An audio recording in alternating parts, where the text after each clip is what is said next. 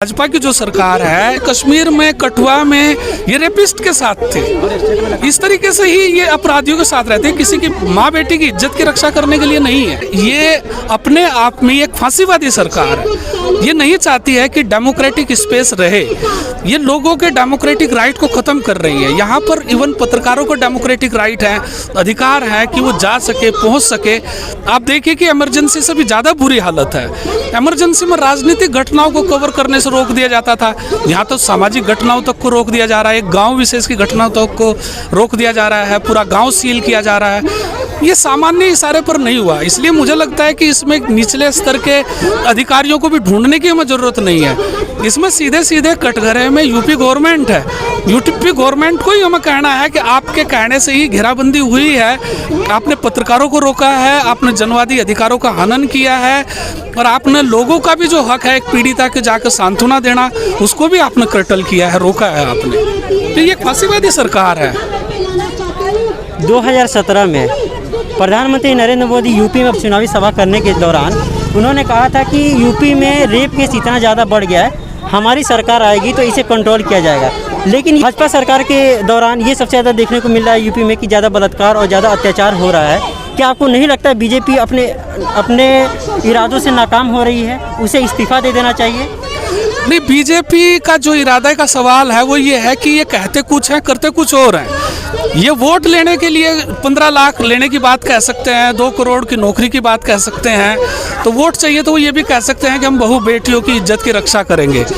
लेकिन जो देखना पड़ेगा कि मूल नीति क्या है। मूल नीति जैसे बेरोजगारी बढ़ाने वाली है, ये इस तरीके से और चीज़ें हैं। इसी तरीके से ही माँ बहनों की इज्जत की अगर सुरक्षा करनी है तो सबसे पहली ज़रूरत ये है कि जो हमारा युवा पीढ़ी है उसके अंदर में हमें उन चीज़ों को लाने की ज़रूरत है। लेकिन यहाँ पर लगातार ये चाहते हैं कि ये जो युवा पीढ़ी है, अब जो बेरोजगारी का आलम है, देखिए इससे पहले क्या माहौल बन रहा था। नौजवान कह रहे थे रोजगार दो, मोदी के जन्म दिवस पर नौजवान आवाज़ उठा रहे थे, क्या नाम है, रोजगार दो। ये डाइवर्ट चाहते हैं, जनवादी आंदोलन का डाइवर्ट चाहते हैं और उस डाइवर्जन के लिए ये किसी भी हद तक जा सकते हैं, दंगे करवा सकते हैं, रेप भी करवा सकते हैं, ऐसा मुझे लगता है। तो इसीलिए इस पार्टी से, इस संगठन से ये उम्मीद करना व्यर्थता है कि हम इससे ये उम्मीद करें कि ये जो बात नारे लगा रहे हैं, आपका क्या नाम है, इलेक्शन के दौरान भाषण दे रहे हैं, वो ये अमल में लाने के लिए कर रहे हैं। मुझे नहीं लगता। इनकी नीतियाँ इस तरीके की ही हैं। इनके जहाँ जहाँ इनकी गवर्नमेंट है वहाँ पर देखा जा सकता है कि किस तरीके से ये अपराधी के साथ व्यवहार कर रहे हैं। भाई साहब लिए हुए हैं एक बैनर जिसपे लिखा हुआ है कि महिलाओं को सुरक्षा प्रदान करने में नाकाम योगी सरकार, इस्तीफा दो। ये इसलिए लाए हैं कि यूपी सरकार जो उसके वादे थे, जो बेटी बचाओ का एक बहुत बड़ा नारा है इन लोगों का, तो बेटियां बचाने के इस अभियान में पूरी तरह से विफल रही है। सारे देश के अंदर और ख़ास तौर पे यूपी के अंदर देखने में आ रहा है कि चुनावी राजनीति के लिए, वोट लेने के लिए बोलते हैं बेटी बचाओ, लेकिन जिस तरीके से हाथरस की बेटी के साथ हुआ कि पहले तो रेप हुआ, उसके बाद 8 दिन तक आप देखिए मेडिकल ट्रीटमेंट और जो एविडेंस इकट्ठे करने चाहिए थे वो करने के बदले एडमिनिस्ट्रेशन मामले को इधर उधर करने की कोशिश करता रहा। उसके बाद एक दिन अभी रात को ले जाके डेड बॉडी को इन लोगों ने मरने के बाद बिना उसके परिवार के जला दिया। ये सीधा सीधा देखा जाए तो सबूतों को मिटाने का मामला है। आप एक भारतीय समाज में एक परंपरा है कि जो संस्कार होगा किसी भी मृतक का, वो उसके परिवार और तमाम लोगों की मौजूदगी में होगा और एक धार्मिक तरीके से होता है। वो सारा ना करके कुछ पुलिस वालों ने ले जाके जिस तरह से उस डेड बॉडी को जला दिया है, निश्चित तौर पे ये पुलिस वाले खुद नहीं कर सकते, ज़रूर इसके पीछे कोई लोग हैं।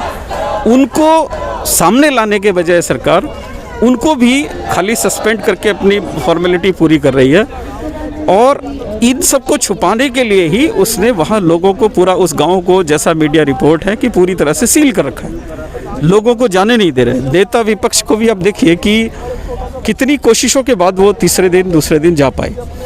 तो ये आखिर अगर सरकार की कोई गलती नहीं है, सरकार मान लीजिए एक सफल है उस अपराध को रोकने में, तो क्या कारण है कि आप लोगों को वहाँ जाने नहीं दे रहे? क्या कारण है कि आप मीडिया को वहाँ जाने नहीं दे रहे? क्या कारण है कि आपने डीएम और जो तमाम उच्च अधिकारी हैं जो इसमें इन्वॉल्व हैं, उन लोगों के खिलाफ कोई एक्शन नहीं लिया? क्या कारण है कि जो लॉ एंड ऑर्डर को मेंटेन करने वाले जो हाईएस्ट मंत्री हैं या जो ऑफिसर्स हैं, उन लोगों की ओर से उसके ऊपर कोई स्टेटमेंट नहीं आई, कोई क्लैरिफिकेशन देश के सामने नहीं आया। उन लोगों ने ये बताने की जहमत तक नहीं उठाई है कि आखिर किन हालात में आपको इस तरीके से एक बच्ची के साथ करना पड़ा, जो कभी अगर आप सालों में देखेंगे तो 90 साल पहले एक घटना हुई थी। अंग्रेज़ों ने भगत सिंह को ले जाके रावी नदी के तट पे इसी तरह से रातों रात जला दिया था। उसके बाद इस तरह की कोई मिसाल सामान्य तौर पे नहीं मिलती। कोई अपवाद हो तो मैं नहीं कहता, लेकिन एक जो बच्ची आतंकवादी भी नहीं है, जो पीड़ित है, जिसके साथ इस तरीके की घटना हुई, उसके ऊपर आपकी पुलिस इस तरीके से काम करती है। क्या इस सरकार को सफल सरकार कह सकते हो आप? कोई नहीं कह सकता। ये सरकार की पूरी तरह विफलता है।